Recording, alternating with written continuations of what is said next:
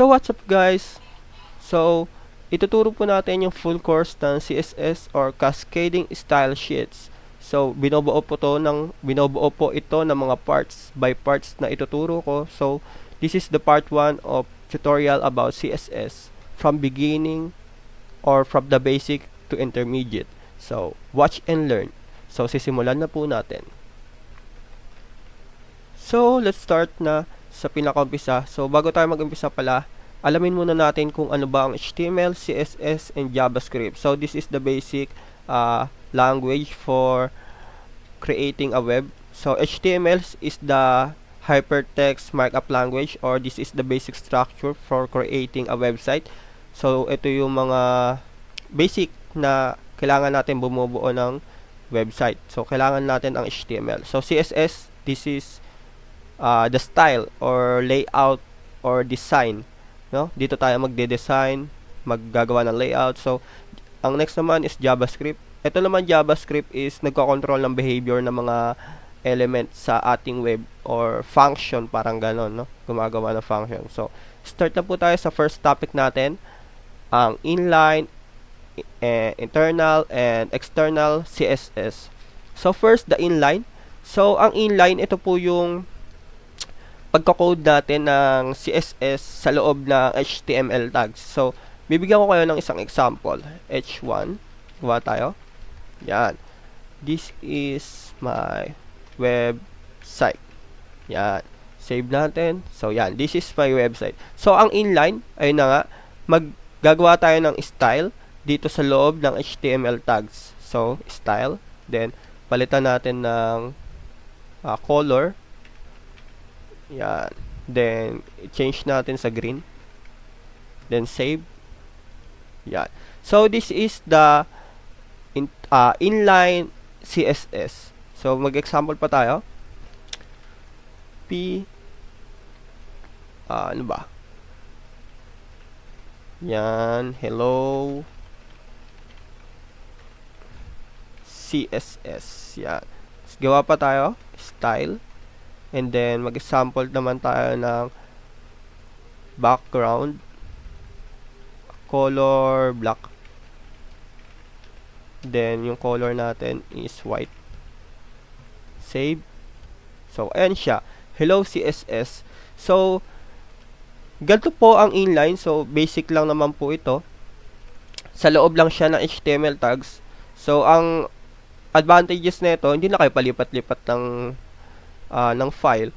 Pero, ang disadvantage naman nito para sa akin is hahaba yung code dito sa HTML hanggang sa marating yung pinakababa. So, ito po ang inline CSS. Ang next naman po natin is yung internal CSS. So, ang internal CSS naman po is magka-code po tayo sa loob ng head tag, no? Dito tayo mag-code sa head tags. So, i-ano lang natin pala, yan. Burahin lang natin to saglit. Yan. Burahin natin to. Tapos, dito tayo magko-code sa loob ng head tags na magta-type tayo ng style tags. So, ganyan po. Yan. Style. So, dito po tayo magko-coding sa loob ng style. And then, yung style na sa loob ng head tags. So, ito ang tinatawag na internal. So, magko-code tayo. Paano ba tayo mag-code? Since HTML, pag magko-code tayo ng isang HTML, gagamit natin yung pangalan. So, body. Yan, body. Then, background color. Change natin sa red. Then, save. So, ganyan po ang pagko-code natin sa loob ng style na internal CSS. So, save natin. So, ganyan po ang lumabas. Ang next naman po is yung, ibigay ko na rin po example ng class. Yan, sa class. Example tayo, H1 class. So, para makuha po natin ito, H1 na to, pwedeng gamitin natin yung H1. Background color, white. Save natin. Pwede natin mapalitan. Since, kunwari, maraming H1, gagamit na tayo ng ID or class. So, sa pagkuha natin or sa paggamit natin ng h1 na may class na h1 is using the dot h1. Pwedeng ganito, background, change natin sa green. Yan, save natin. Yan. So, ganito po ang class. So, sa class, pwede pang maramihan siya. Since class siya, pwede siya pang maramihan. Yung ID rin is pang single or pwede yata din pang maramihan. So, this is the internal style or internal CSS. So, ganito po siya. Yan. Ang next naman po natin is yung external. Ang external po is gumagamit po tayo ng meaning na external. Sa labas po siya ng ating HTML file. So, ito gumawa na ako ng CSS dito. Style.css na file. So, isi-save nyo lang siya na may extension na .css. So, paano natin siya malilink dito? So, gumamit po tayo nitong link rel style sheet. So, naka-auto naman siya kung depende sa gagamitin nyo na code editor. Yan. Then, search, i-type lang natin sa href na style.css. Then, ganyan na. Ngayon, gumawa tayo ng simpleng paragraph. Yan. Tapos, yan. Copy natin to. Then, ito. Then, ito. Copy din natin to. Save natin. So, ayan. Ngayon, i-save natin. Then, lagyan natin ng body. Yung kaninang ginawa natin. Background black. Then, yung H1, gawin natin white para makita. Color white. Save natin. Then, refresh. Yan. Then, palitan natin tong P. Background color. White smoke. Save.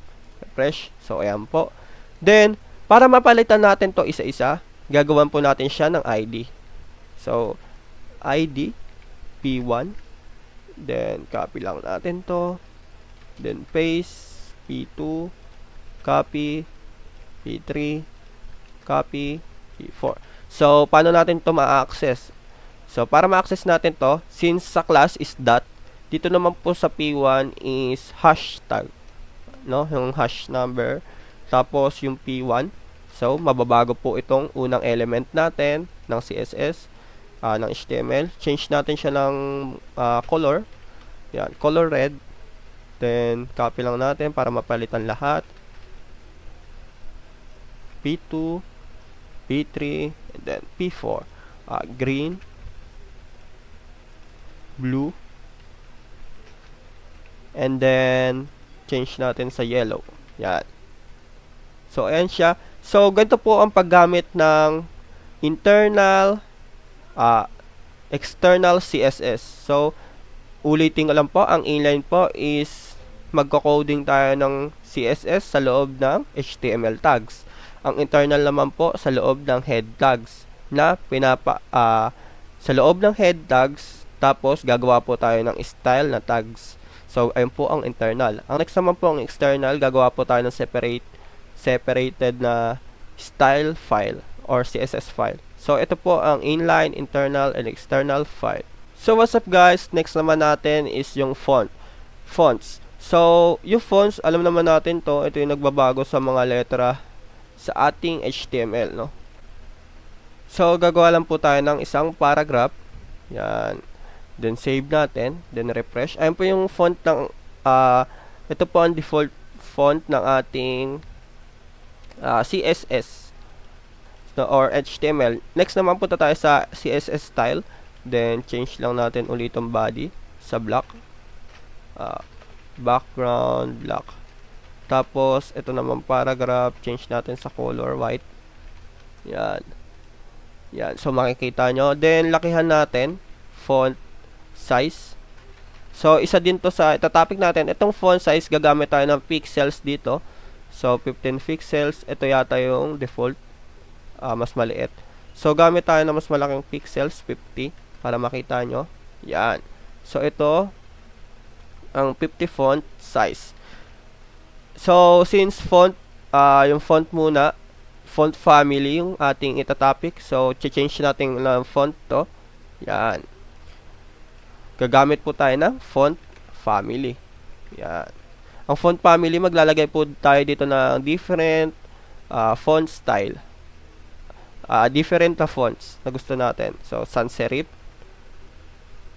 Then, ano ba next? May ano ba dito? So, ito. Save natin. Refresh. Lagyan natin ito. Comma. Yan. So, nagbago na siya. Separated natin siya sa comma. So, pag wala to, sans serif, ito yung maninext niyang font na gagamitin. So, pwede tayo mag-import ng font dito. Gamit tayo ng CDNS na CDNS library. Gamit sa Font Awesome. Yan. Gamitin natin to. Then, copy natin to. Copy natin tong tag. Then, paste lang dito. Yan. Then, pwede na natin siyang gamitin itong Font Awesome na to. So, pwede tayo gumamit ng font or anything, icon. So, may ano ba dito? Tignan nga natin. Montserrat. Tama ba spell ko? Pinagbago ba? Roboto. So, wala. Kailangan natin gumamit ng Google Fonts. So, ganito ang Google Fonts.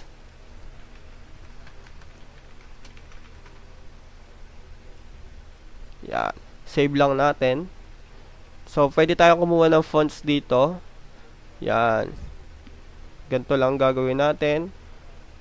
Kuha tayo. Ano ba maganda? Ito. Then, punta tayo dito. Pili muna tayo. So, piliin natin. Ito. Nakapili na pala ako dito. Pag nakapili na kayo, ipindutin nyo lang flash. Then, copy nyo lang tong link. Then, punta kayo dito. Wait. Punta kayo dito sa HTML. Then, paste nyo lang dito. Save. And then, pwede nyo na palitan to. Montserrat. Yan. Save. Mali yata spell ko. Spelling. Montserrat. May T pala. Yan. Then, save. So, ganyan po ang pag-i-import ng font. Ang next naman po natin is font. Sige, wag na natin palitan to. Lagyan natin ng sans serif. Paste natin to. Yan. Para kung wala to, mapupunta dito. So, tignan natin kung mababago. Mapupunta ba sa sans. Yan. Save. Yan. Napunta sa... Di ko alam. Di ko nakakita kung napalitan. Oo, napalitan niya. Yan. Next naman po natin is yung font. Itong font. Wait. So, itong font weight, ito yung ito kung dito natin mababago yung pagka-bold ng ating letter. So, 200, pwede. Tignan natin kung may babago. Di mo masyadong kita, i-change natin sa 700.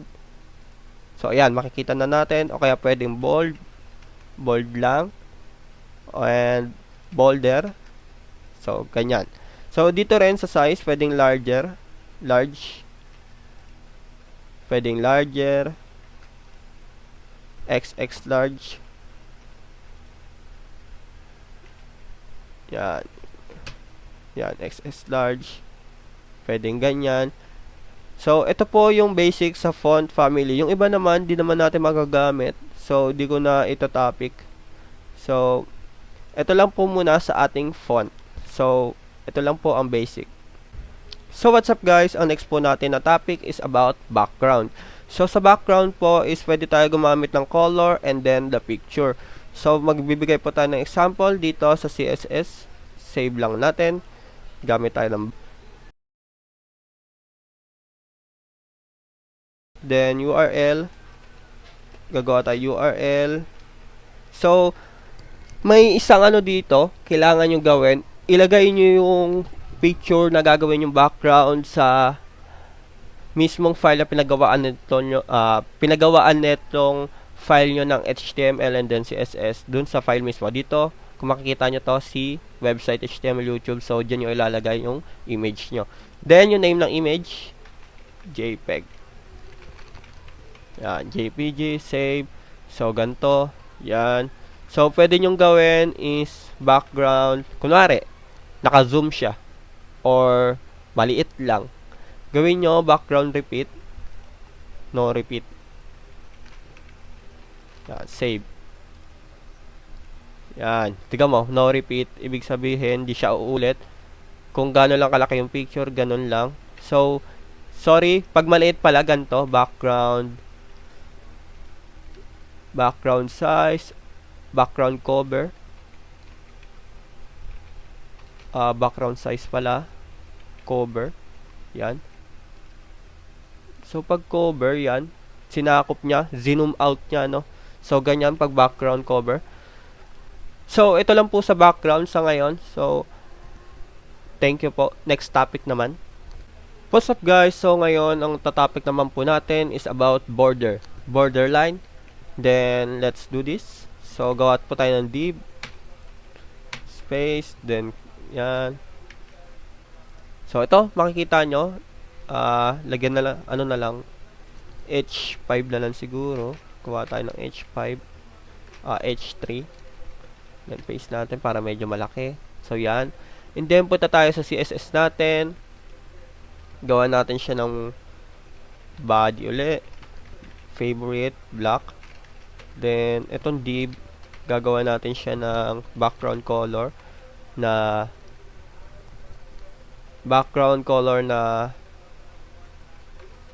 green. Yung matingkad sa mata. Yung hindi madilim.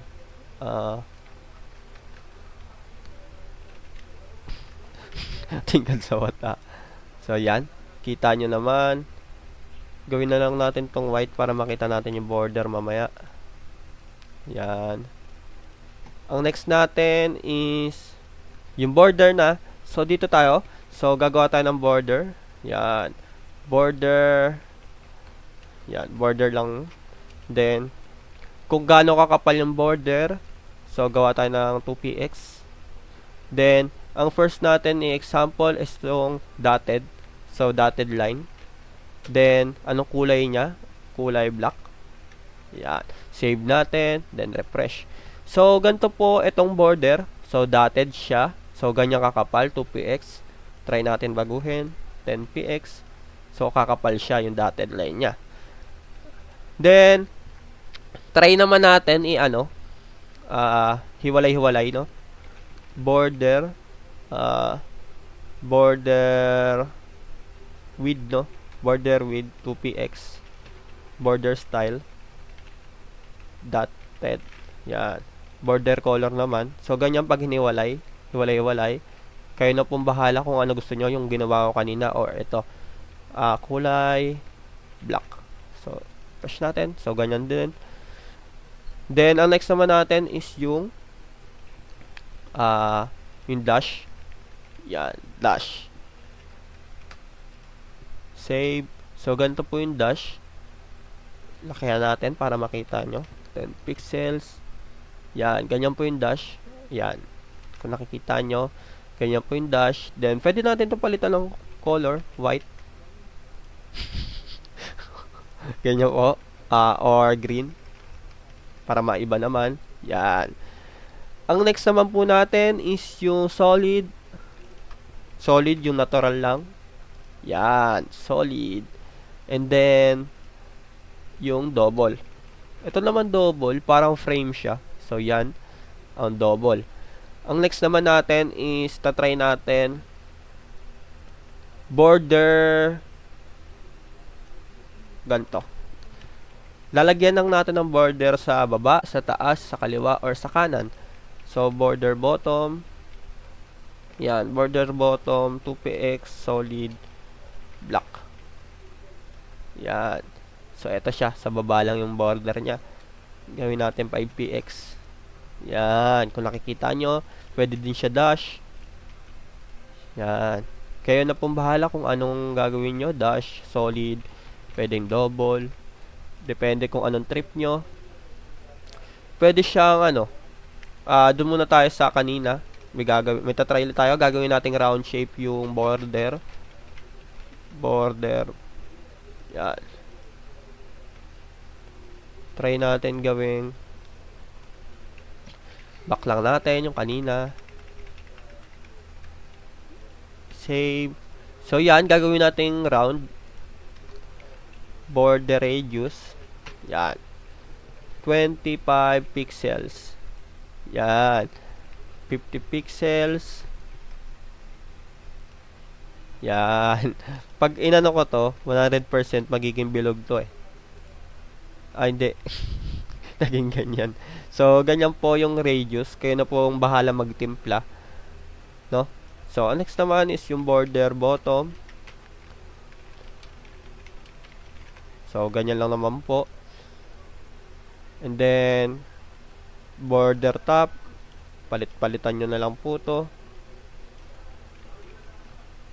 Yan. Pwede nyo din palitan ng kulay. Itinitry ko lang sa inyo para makita nyo. Yan. Right. Then, sa left. So, ito lang po yung basic na border na tinalakay natin ngayon. So, salamat po. So, sit back uli and then watch and learn sa next topic.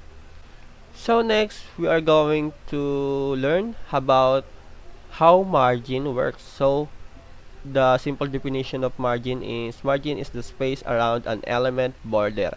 So, gagawa tayo dito ng dalawang div.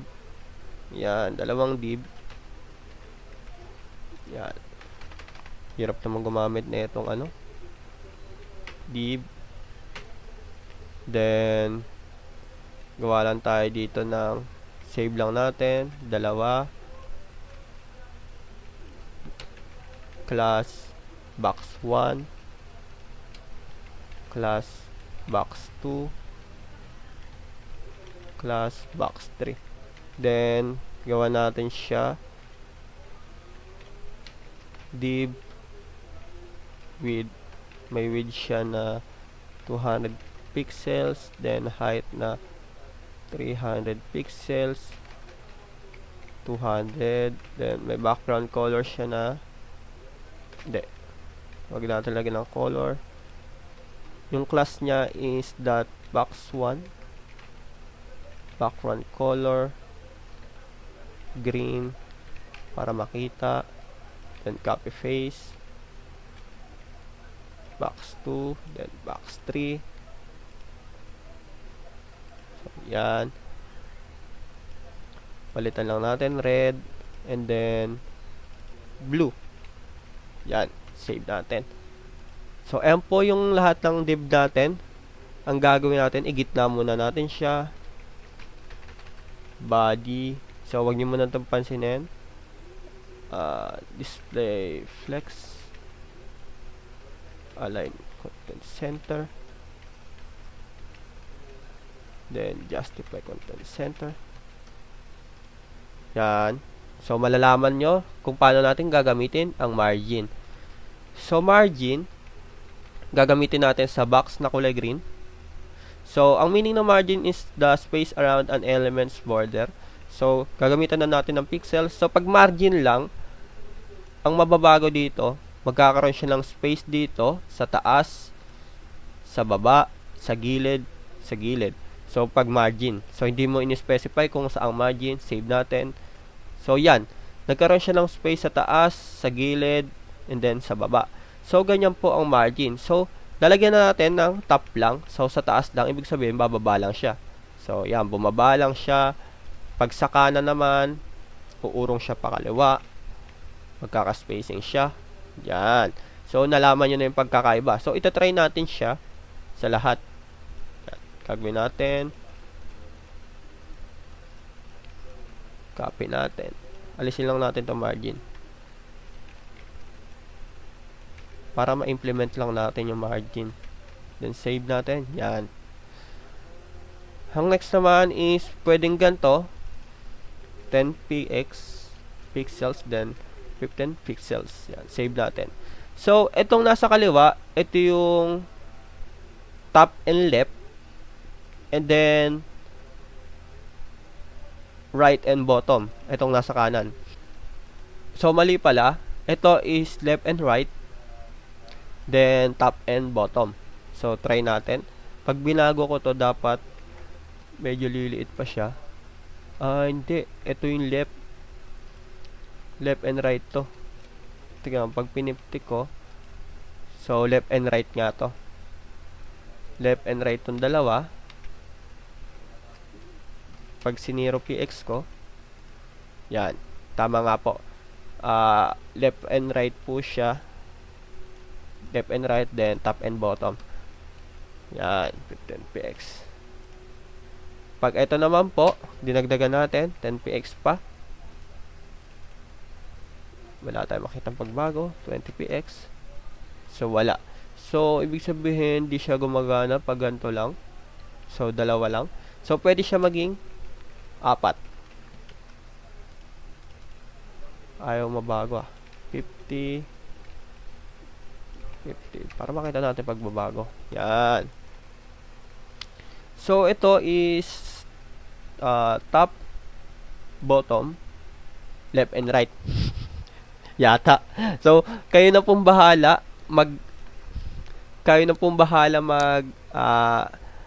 mag-explore, no? Kayo na pong bahala mag-explore kung paano yung trip nyo.